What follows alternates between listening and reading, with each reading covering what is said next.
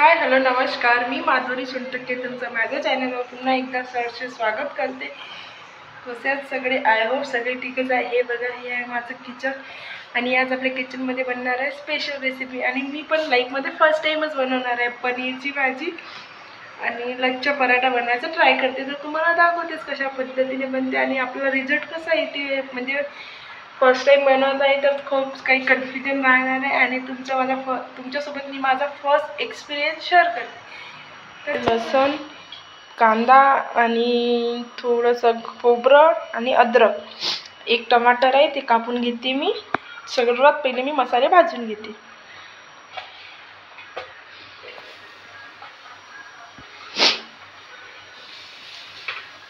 म्हणजे मसाले भाजल्यावर भाजीला आपल्या थोडी चांगली टेस्ट येणार. आणि त्याच्यासोबतच खोबरं पण टाकून घेते, म्हणजे एकाच ह्याच्यात दोन काम होऊन जाते. मी यामध्ये टाकलेलं आहे सांबार, कांदा, अद्रक, जिरं, खोबरं आणि टमाटर. तर आता मी याचा पेस्ट बनवून घेते आणि मी थोडं हे भाजून घेतलेलं आहे, म्हणजे त्याच्यामुळे आपला मसाला पण टेस्टी लागणार खायला. तर अशा प्रकारे आता आपला मसाला तयार आहे. आणि आता आपण पनीरचे बाईट म्हणजे छोटे छोटे तुकडे करून घेणार आहे. तर मला वाटते पनीर मी बाहेरच काढून ठेवलेलं आहे.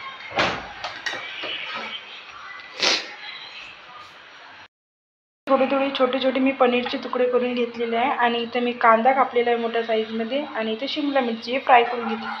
आणि आपला थोडासा बारीक कांदा कापलेला आहे फोडणी द्यायला. मस्तपैकी आपलं तेल गरम झालेलं आहे, तर त्याच्यामध्ये मी करून टाकते पनीर फ्राय.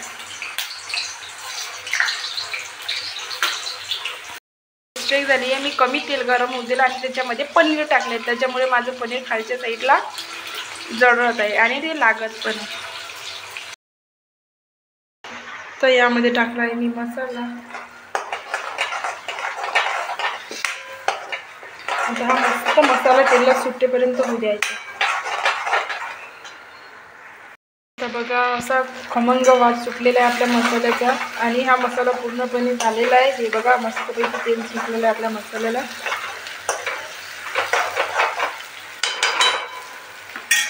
आता मसाल्यामध्ये टाकणार आहे आपण थोडीशी हळद, एकदम कमी प्रमाणात टाकते हळद. आणि हे आहे अंबारी मिरची पावडर, तर ते टाकते मी 2 चम्मच. कारण की पनीरची भाजी आणखी थोडंसं टाकून देते, कारण पनीरची भाजी तुमची गोड नाही झाली पाहिजे, त्याच्यामुळे मी 2 चम्मच. आणि हे आहे धने पावडर पण 2 चम्मच टाकते. आणि हा आहे गुळाचा, हा आहे काळा मसाला, गोडा कंपनीचा आहे हा गोडा. तर थोड्या प्रमाणात काळा मसाला टाकते आणि ते टाकते चवीनुसार मीठ. मस्तपैकी याला फ्राय करून घेते.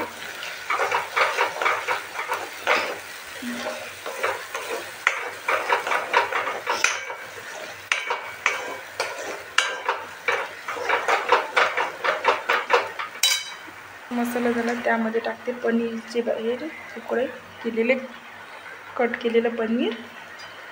तुम्ही म्हणत असणार की खूपच कमी प्रमाणात पनीर वापरलं, तर त्याचं कारण हे आहे की आम्हाला जास्त पनीर आवडत नाही आणि आम्ही फर्स्ट टाईमच खाणार पण आहे दोघे पण.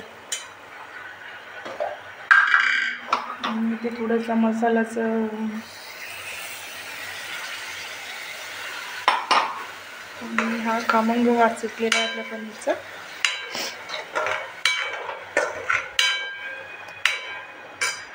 मस्त. तर आता अशा प्रकारे आपली पनीरची भाजी तयार आहे. मस्त खमंग वास सुटलेला आहे. तर त्याच्यावर टाकते मी मस्त एकदम बारीक कापलेला सांबार,